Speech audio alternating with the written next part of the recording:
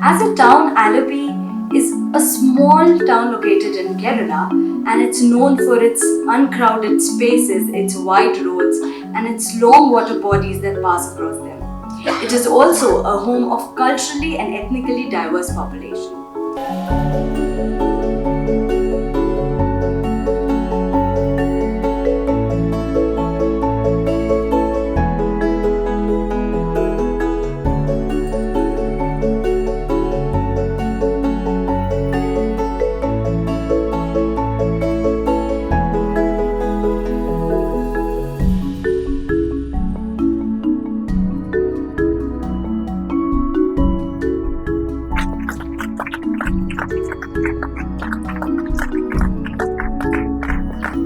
What's the Kerala's relationship with its port town historically?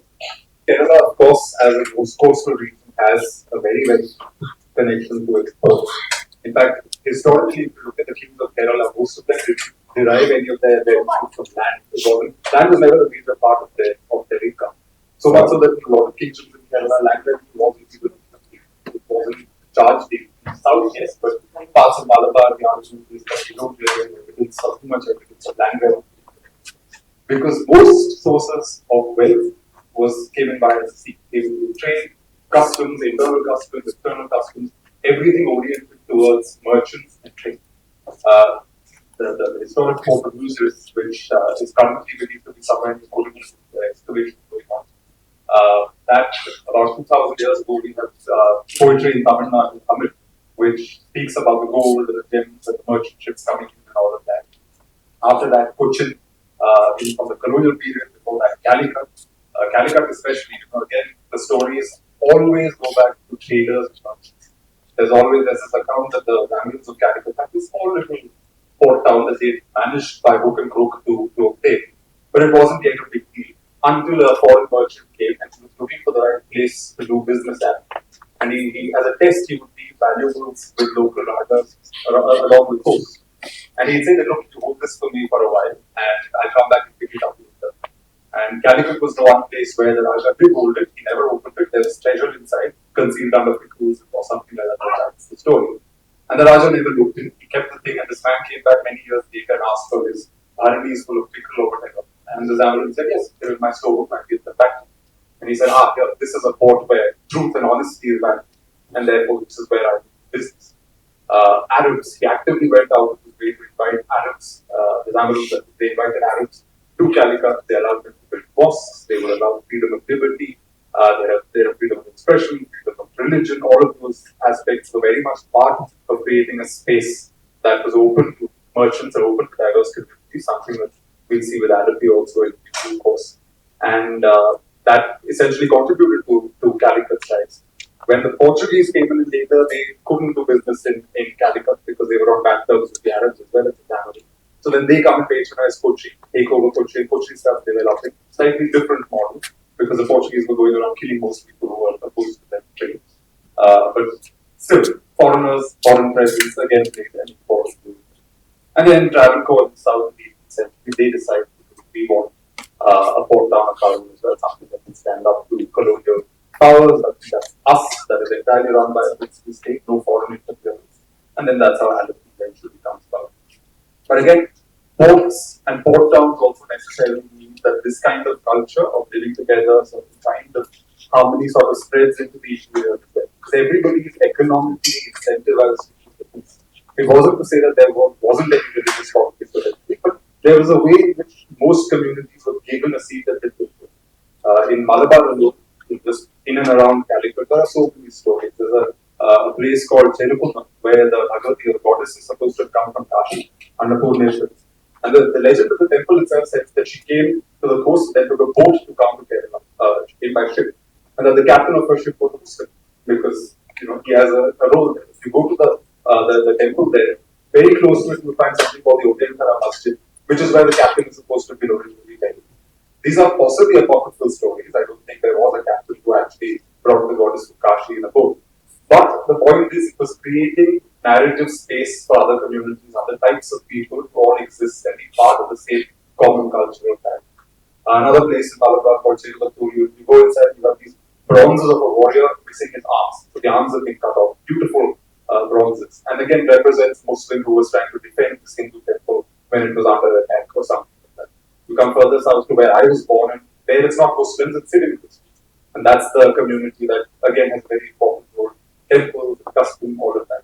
We'll get to that. But yeah, eventually the point was that I was trying to make is that port towns reflect a certain kind of, I wouldn't call it cosmopolitanism necessarily, but a certain kind of, these are all melting pots of different cultures, different types of people, which produces a certain kind of identity. And that inflected Kerala culture at a very general level and became part of what it meant to be Malayali, what it meant to be a person from Kerala.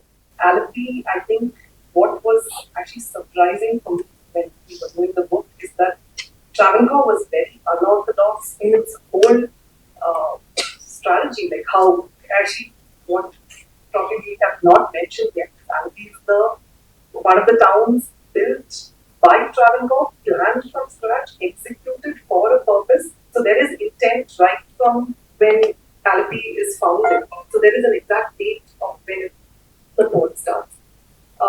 I think with Travancore, the other thing is that the ruling, the administration, first of all, used so many different unorthodox methods. Like they had people from not just the not the ministerial class, be in top positions of power.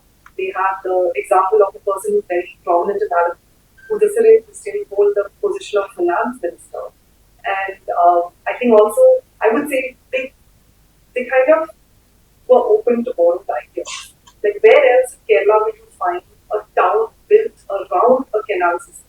Usually the earlier kingdoms had moats around, maybe it was for protection or something, I don't know exactly, but the purpose was different. Whereas here, I think because the intent was great, let's get the waterways as the center of the town. I think that's an incredible idea that they probably have borrowed from the Dutch who were trading at that time.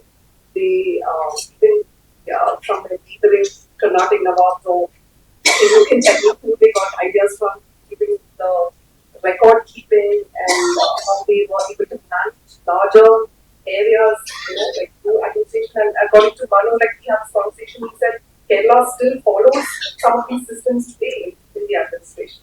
That some of the systems that were implemented by the Travancore people. So I think Alleppy is one of those examples of something extraordinary that came from Kerala, from specifically Travancore, but from the people that we call Kerala.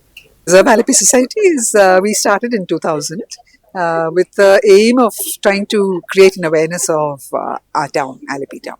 So we went from creating the walks, then it was the garbage collection, then it many projects, and then finally ended with this Alleppy, the book, the Alleppy story. Alleppy is a great example of a cosmopolitan town built 250 years ago by an indigenous kingdom, which is the Travancore kingdom. And at that time, it was a first of its kind in every way. It's a town that's built from scratch.